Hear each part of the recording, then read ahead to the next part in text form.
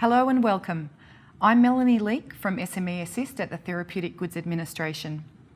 Before I begin, I would like to acknowledge the traditional custodians of the lands on which I stand today and pay my respects to their elders, past, present and emerging. I'm going to take you through some slides which focus on manufacturing to help you understand more about these requirements. These slides are a summary only and should not be taken as statements of law or policy. This webinar on manufacturing is part of a series of webinars which provide more detail on the regulatory process for therapeutic goods. Our other webinars focus on market authorisation, advertising and post-market monitoring. These can all be found on the TGA website and will help you navigate the regulatory maze. Let's take a look at a general overview of manufacturing requirements. I will be covering therapeutic goods in general. Look out for these icons on the slides. The icon on the left represents medicines and biologicals. So when you see this icon, the information on the slide relates to both medicines and biologicals. The icon on the right represents medical devices.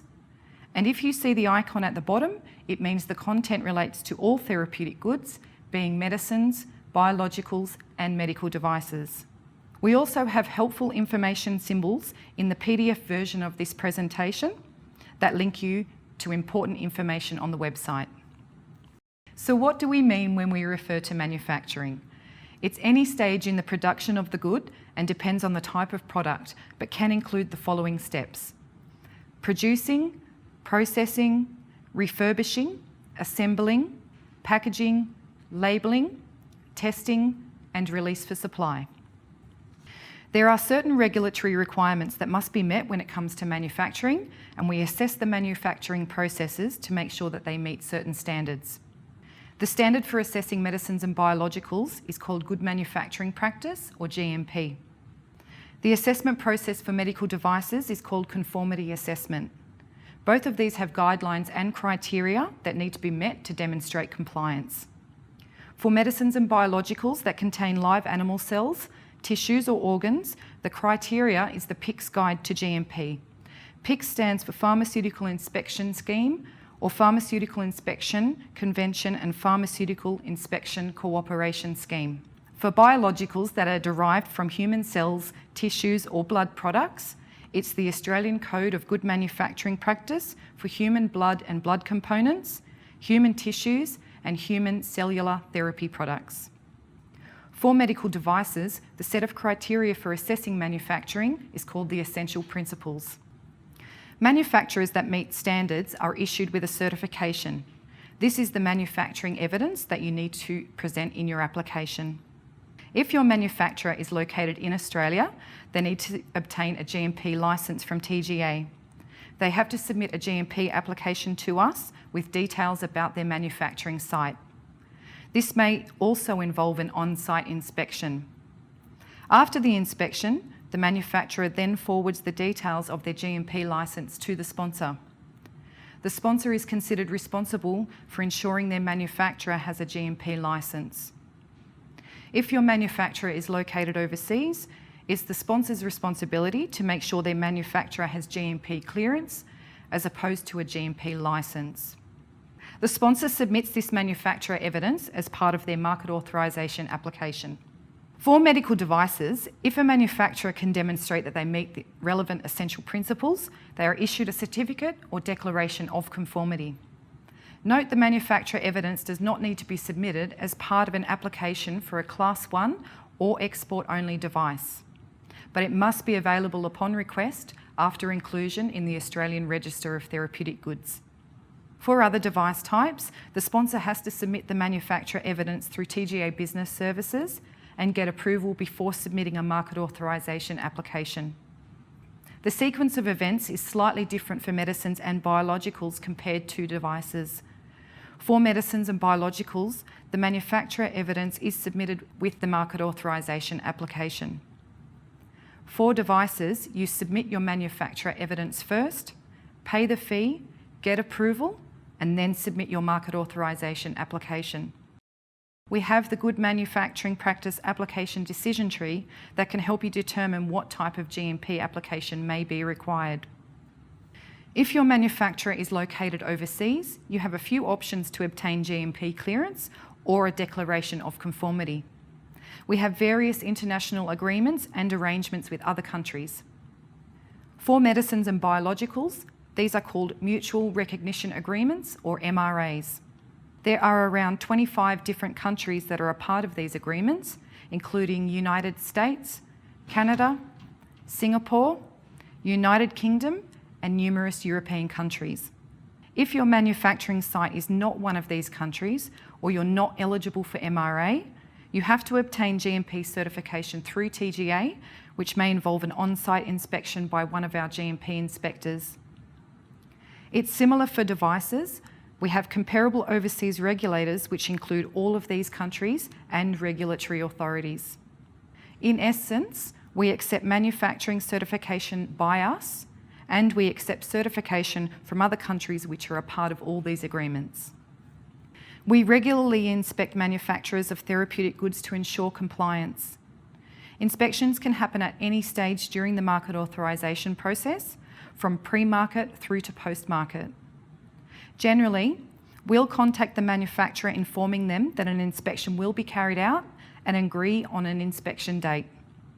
The inspection might take a day or two. The inspector identifies any deficiencies. The manufacturer has to address the deficiencies and provide a response detailing any corrective or preventative actions. The manufacturer must agree to have their site inspected if required. It's the sponsor's responsibility to have an inspection agreement in place with the manufacturer. For our case study, we have Susie. She wants to be the sponsor of a prescription medicine that is manufactured in Portugal. Because the manufacturer is based overseas, Susie is responsible for obtaining GMP clearance. Susie's first step is to confirm the following details with her manufacturer: whether the product is regulated as a medicine in Portugal. Susie confirms it is. Whether the site has recently been inspected by the Portuguese regulator. Susie confirms that it has. Whether the manufacturer has a GMP equivalent certificate to TGA standards. Yes, they do, and they forward this on to Susie. Susie uses the GMP Clearance Application Assistance tool to check the general evidence requirements for her GMP application. The tool guides her to find out a few more details about her product. She needs to check the Mutual Recognition Agreement list of countries. If a country is not listed, then you can't use that pathway. Mutual recognition is the most straightforward pathway, but you may be able to use other pathways. The tool also asks Susie to check if her type of product can be issued GMP clearance. GMP clearance can be issued for manufacturers of non-sterile active pharmaceutical ingredients, or APIs, non-sterile finished products, sterile or biotech APIs, sterile or biotech finished products, and contract testing laboratories. She sees that she can get GMP clearance for non-sterile products, such as her tablets. There are 3 possible options for GMP clearance. The first is the Mutual Recognition Agreement pathway, which you could use if your manufacturing site is within the borders of an MRA country and your site has been inspected by that country's regulatory authority. The second is the Compliance Verification pathway, which you could use if the manufacturer doesn't meet the criteria for MRA and the site has been inspected by an MRA regulatory authority. The third is the GMP certification pathway, which you could use if the MRA or CV pathways are not applicable or no acceptable evidence from a recognised regulatory authority is currently available. For example, if you require a GMP certificate for your sunscreen, which may not be classed as a medicine in another country. In Susie's case, she can proceed down the MRA pathway because she confirms that Portugal is an MRA country. Her product is regulated as a medicine in Portugal. The site has recently been inspected by Portugal's regulatory authority and to TGA standards.